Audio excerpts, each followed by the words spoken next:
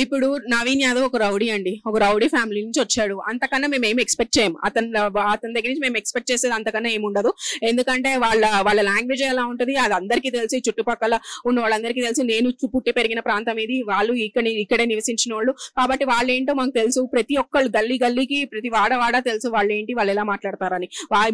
వాళ్ళేదో ఇలా చేయడం వల్ల నేను ఇలా చేశాను. నువ్వు ఒక అభ్యర్థివి అయినప్పుడు, ఒక లీడర్ అవ్వాలనుకున్నప్పుడు, ఒక ఎమ్మెల్యే స్థానంలో నుంచొని నువ్వు ఒక ఎమ్మెల్యే అవ్వాలనుకున్నప్పుడు ఫస్ట్ సంస్కారం నేర్చుకోవాలి. ప్రజల్ని ఎలా ఆదరించాలని చెప్పాలి. గల్లీలో తిరగనియను, మీ బాసులు తిరగనియను అంటే ఈ గల్లీ ఏం నీది కాదు, లేకపోతే ఈ రోడ్లు మీవి కావు.